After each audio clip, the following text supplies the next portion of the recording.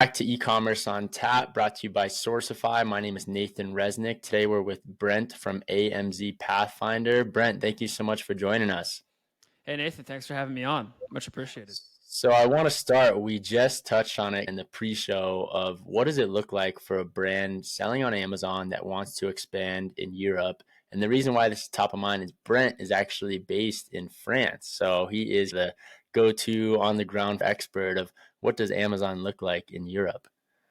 Yeah, sure. I'm happy to shed some light on that or diving in right to the technical stuff, especially with Amazon and their international expansion. And I will say that over the years, obviously, Amazon dominates a lot of the conversation in North America, and we take it for granted as a lot of Americans. I'm from Pennsylvania, although I do live here in France. So I'm familiar with what they're up to in the US, of course, with our clients. But it's not such a given here in Europe. It's not such a given that Amazon is a dominant player. They're really the scrappy startup in a lot of these countries. And it was reflected in the way that they act and the way their policies work. I can speak to France really directly because they have a lot of native competition here and a lot of companies that are pushing back against them too, because they don't like this big American company coming in. They don't pay the taxes that they should. There's a lot of arguments that you hear about it. So they're not the entrenched winner that's been around for 20 years. They're like the newer company. Another thing to stress about that is, when you say expand to Europe, or you mentioned Australia too, Europe is a composition of many countries that are vastly different in terms of language, culture, history. In the US, we're used to okay, Utah, Pennsylvania, Maryland. All right, we all speak English. We all get what's going on here culturally. There's obviously differences between states, but there's a lot more homogeneity, I think. And the way that a German shopper acts, thinks, feels, what they respond to is very different from the way that Spanish shopper or a French shopper feels. At what scale do you think an Amazon brand should be at to expand into Europe? Because it sounds like almost from what you're saying that the bang isn't worth the buck to go into Europe because it's localized in a dozen or so different countries. And so should a brand on Amazon be at 5 million, 10 million, 50 million? At what scale should they really start looking at expanding internationally and particularly in Europe? Yeah, I think that there's two ways to answer that. One is you should have an order of operations for which countries you want to do. And Germany is usually number one, right? Germany or the UK. UK, obviously, because it's English. Now, it's not the same English that we speak in the US. It's pretty darn close, though, right? So it's easy to get over there. And then logistically, you have to think Germany's quite good because you can use it as a base to dispatch to other European countries and what Amazon calls like the pan EU network. But what size should the brand be at? Yeah, I think you want to start hitting your head on the ceiling in the US first before you really consider expanding into Europe. And Europe is still going to, even then at best, be at most 30, 35% of what you're getting in the US typically. This really depends on, I would say, subcategory and the addressable market you have. There's some things that are universal, like baby, right? Things that are in the baby category are universal everywhere. But just to niche down further, something that's really popular in Germany that's maybe not as popular in France or the US, I don't know if it's popular in the US, is like wooden kids' toys. For some reason, Germans love wooden kids' toys. Those are really popular. You might not have the same reception for that in Spain or France, for example. So it's incumbent on brands to, first of all, understand where the ceiling is in the markets they're already in North America, if they're starting there. And then also to do the market research to understand, is there demand for what we're selling in this particular market? Because yet again, Europe is not just one thing. Maybe you'll launch a product, it'll explode in Italy. We've seen this with clients. It blows up in Italy. It goes big time. And then in Spain, it's like crickets. And then Germany, it's like tepid. It's okay. But for whatever reason, man, that just took off in Italy. How great is that? And some of that's hard to predict, but there are tools out there, plenty of Amazon tools. You can maybe contact people from that culture, take polls online. There's all kinds of creative ways to do it. Heck, you can probably even ask ChatGPT these days and see what it Right. says. Got it. Makes a lot of sense. I know we dove in real quick right there, but Brant, I want to get your quick 30-second background. How did you start in the Amazon ecosystem? I know you've been in the industry for a while. We've overlapped at a lot of events and different trade shows and whatnot. And so I want to learn, how did you get your start in the Amazon ecosystem? Yeah, sure. Almost a decade ago now, I got into paid advertising, actually more than a decade ago now that I think about it. And I worked at a B2B marketing firm doing Google ads. And then eventually I was in a totally different career a couple of years later in 2014 and had a friend who was selling on Amazon. And he had just discovered what people call now like FBA, like fulfillment by Amazon, the whole model where you send products to their warehouses, you get prime access and you pay some fees, but ultimately they outsource a lot of the fulfillment for you. So as a third party seller, you can focus on sourcing products and growing a brand and pushing yourself on the marketplace. That started that whole wave. I would argue that really was that 2014, 15, 16, like gold rush when everybody was doing FBA. And I jumped in on that, not as a seller, but as a service provider, because I thought, oh, wow, there's dozens of these people in Facebook groups, and none of them have any idea what they're doing with ads. And the ad system on Amazon is basic, but I can see the trajectory of where it's going to go. So I thought now is the time to start consulting, and then eventually ended up growing an agency, which was never really my intention. When you have people knocking down your door to work with you, you eventually hire people, and then the team starts to grow. And next thing you got 22 people. I think we're at 22 or 23 people at this point. So it took some years, slow and steady, but yeah, now we have a pretty respectable team size and work with clients all over the world who are selling primarily in North America and Europe, although we have a couple clients that are selling in Australia and the Middle East too. Got it. So when it comes to AMZ Pathfinder, what are kind of the main unlocks that you focus on for customers? Is it optimizing ad spend? Is it optimizing the listing? Is it all of the above? What's kind of the main focal points? Yeah, we got three pillars these days. The first one is what you pretty much mentioned, man. You hit it on the head, which is advertising. So anything Amazon advertising, that includes ads that are in on platform, actually in the ecosystem itself in the marketplace, those that are off platform, which means like Amazon DSP because they have their own display ad network. So those are the two big ones there for advertising. We do a lot of what we call listing optimization or conversion rate optimization for products and storefronts. So you're talking to both humans and robots on the Amazon ecosystem to make sure your conversion rates are as good as they can be. We found that over the past 2 years, that really helps our ad outcomes. So we started to offer that more and more. Now we're become more specialized in it.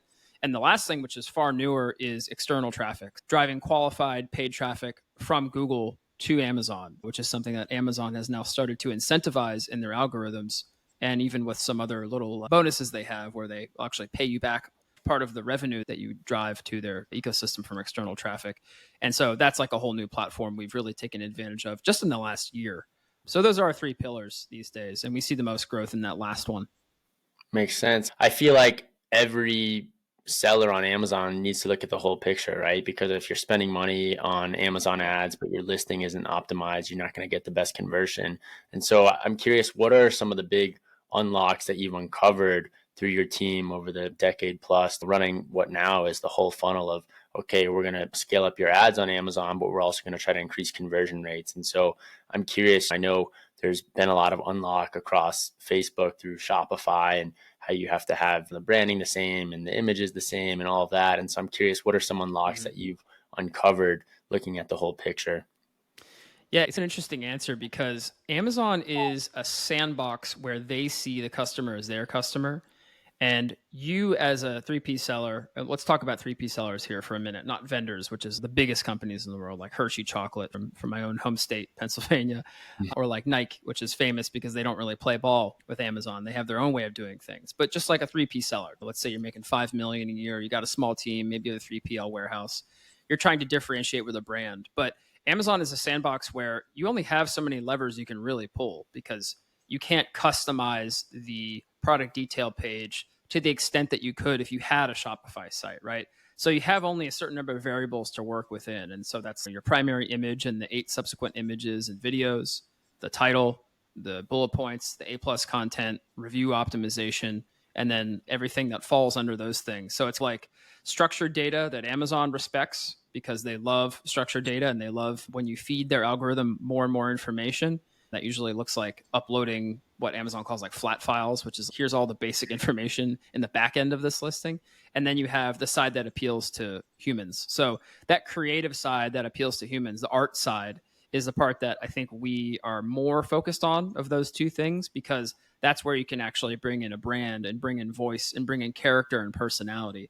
But still, you are a bit restrained to the confines of the format of the product detail page, which sometimes when you look at Amazon, I don't know if you ever get this feeling, Nathan, but if you've ever been on like different like Asian e-commerce platforms, like ones in China or Japan, for example, like the information density there is very different. The way that you shop there is very different. The method of like how shoppers engage.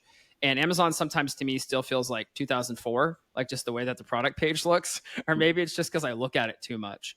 To circle back to your question, I'm getting a little bit off topic here, but like you have to think about the art side of things and how you can actually have a brand that stands out and is differentiated. And that does also mean having an off Amazon presence that's mature and looks good and is like high quality, because people Totally. will often research off Amazon to make a purchase on Amazon and vice versa. When we run external traffic, we see a boost in clients like overall sales, not just on Amazon. We're basically sending people to Amazon and then they're going back, they're researching other places. It's impossible to always attribute everything properly, but just understand that people have to have 7 to 9 touch points with a brand before they really start to sink in, especially for more Right. expensive products. Yeah, I think you hit the nail on the head, especially from my experience in Asia. The density of some of these marketplaces in terms of content is way greater than it is on Amazon or any other marketplace in America. I think just American shoppers aren't used to as much information on screen as Asian shoppers are. I don't know why that is, but I definitely, like, if you compare Amazon to like Taobao or one of these localized marketplaces in Asia, it's so different in design. It's pretty crazy. One question that comes to mind, Right. though, that I know a lot of Amazon sellers ask is, what is an effective way to test creative when you're trying to optimize your listing, whether it be your product photos? Is there an easy way to test images and creative? And what are kind of the biggest lifts that your team has uncovered when it comes to conversion lifts, specifically on Amazon listings themselves? Sure. There's actually 3 ways I can think of. Let's start with the Amazon one. So, Amazon does have their own A B testing facility, which is basically an externalized version of the one that they use internally. And that allows you to A B test major components of listings. It does wait until it finds statistical significance. And there's other factors there that could screw that up. If you run a promo or something, or if there's Prime Day, like a big sales event. So try not to run it during overlap with one of those things. But the idea is like any A B testing, you change one major variable in a substantial way, and then Amazon will split the traffic and run the numbers for you. And it can ultimately apply a decision and change for you. I don't recommend that. I recommend looking at the test when it finishes. You make the decision to go in and say, all right, we're actually going to take that title from 180 characters with this and this keyword to 200 characters with these other keywords that we added or switched around the order of, and we found that the conversions are better. So that's an Amazon native way to do it. One caveat to that is that's just for like general Amazon traffic on a product detail page. And that's built in. That's called Manage My Experiments, actually, if you look around in Seller Central. Anyone who's listening to this who knows Amazon probably knows about that. Maybe they've tried it, maybe they haven't. It is free, which is great. Take advantage of it, man. Go for it. The only caveat to that, though, I will say, Nathan, there's no such facility for ads. We love ads. We've been doing ads for 8 years. And still to this day, there is no ability for us to A/B test copy and creative in what's called like a sponsored brand ad, which is a type of ad on Amazon that has a lot more creative freedom. So anyone from Amazon, if you're listening, please add A/B testing to sponsored brand creative. Us ad people would really appreciate that. We try our best to approximate it, but it's still not true A/B testing. The other way I would encourage people to look at is using third-party tools. There's 2 I can think of. One's called Conversion Crimes, which is a website that is basically user testing. And user testing is something that you might think, oh, this is reserved for like huge budget websites or like companies that can throw thousands of dollars at something. Conversion Crimes is a bit more of a democratized version of like user testing. And so how that works is you will give somebody 2 versions of your listing on Amazon.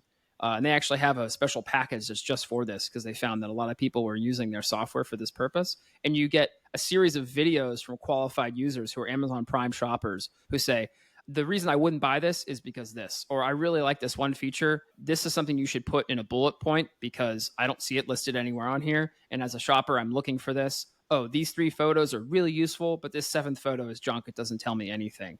So you get to watch 15, 20, I don't know how long the videos are. We've done this before. The videos can be 15, 20 minutes long of someone explaining why or why not they actually like your product listing versus maybe someone else's or maybe version B that you've submitted.